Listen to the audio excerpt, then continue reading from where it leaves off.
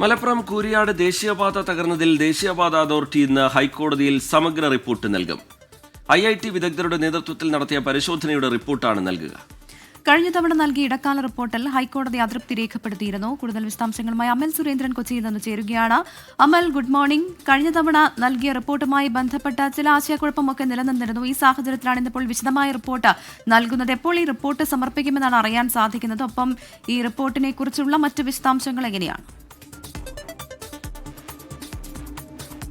Good morning Rejith, Pravitha. ഏതായാലും കുരിയാട് ദേശീയപാതയെ സംബന്ധിച്ചുള്ള രാഷ്ട്രീയ വിവാദങ്ങൾ ശക്തമായി നിൽക്കുന്ന, പ്രത്യേകിച്ചും നിലമ്പൂർ തെരഞ്ഞെടുപ്പിന്റെ പശ്ചാത്തലത്തിൽ ഇത്തരത്തിലുള്ള ദേശീയപാതയുടെ തകർച്ചയെ തുടർന്നുള്ള രാഷ്ട്രീയ വിവാദങ്ങൾ ശക്തമായി നിലനിൽക്കുമ്പോഴാണ് ഇത്തരത്തിലുള്ള ഒരു കേസ് ഹൈക്കോടതിയുടെ മുമ്പിലാക്കി എത്തുന്നത്. അതായത് കുരിയാട് ദേശീയപാതയുടെ തകർച്ചയുമായി സംബന്ധിച്ച് ഹൈക്കോടതി ശക്തമായ ഇടപെടലുകൾ നടത്തുകയും വിമർശനങ്ങൾ ഉന്നയിക്കുകയും ചെയ്ത സാഹചര്യം ഉണ്ടായിരുന്നു. ഇതിന്റെ ഭാഗമായാണ് സർക്കാർ ഈ ദേശീയപാതയുടെ തകർച്ചയെ സംബന്ധിച്ചിട്ടുള്ള ഒരു റിപ്പോർട്ട് കോടതിക്ക് മുമ്പാകെ സമർപ്പിക്കുന്നത്. എന്നാൽ ഈ ഒരു റിപ്പോർട്ടിൽ കോടതി അതൃപ്തി രേഖപ്പെടുത്തിയതിനെ തുടർന്ന് IIT വിദഗ്ധരുടെ സംഘം അടങ്ങിയ ഒരു വിദഗ്ധ സംഘം ഈ ഒരു വിഷയത്തിൽ പഠനം നടത്തുകയും കുറെ കൂടി വിശദമായിട്ടുള്ള ഒരു റിപ്പോർട്ട് തയ്യാറാക്കുകയും ചെയ്തു.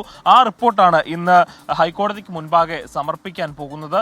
ദേവൻ രാമചന്ദ്രൻ ബെഞ്ചായിട്ടുള്ള ഹൈക്കോടതി സിംഗിൾ ബെഞ്ചാണ് ഈ ഒരു കേസ് ഇപ്പോൾ എടുക്കുന്നത്. അതിൽ മേലുള്ള ശക്തമായിട്ടുള്ള നിരീക്ഷണങ്ങൾ ഇന്ന് കോടതിയുടെ ഭാഗത്തു നിന്ന് ഉണ്ടാവാനുള്ള സാധ്യത നിലനിൽക്കുന്നുണ്ട്. അതോടൊപ്പം തന്നെ നമുക്ക് അറിയാവുന്നതാണ്, സെൽഫി വിവാദങ്ങളെല്ലാം ഈ ഒരു പശ്ചാത്തലത്തിൽ ഈ ഒരു ദേശീയപാതയുടെ തകർച്ചയുമായി ബന്ധപ്പെട്ടെല്ലാം ഉണ്ടായതാണ്. കഴിഞ്ഞ ദിവസം തന്നെ നമ്മൾ കേന്ദ്രമന്ത്രിമാരുമായി സംസാരിക്കുമ്പോഴെല്ലാം അവർ പറയുന്ന കൃത്യമായൊരു ഡേറ്റ്, ഈ ദേശീയപാത പുനർനിർമ്മിക്കുവാനുള്ള കൃത്യമായ ഡേറ്റ് ഇപ്പോൾ പറയാനാകില്ല എന്നാണ് പറഞ്ഞത്.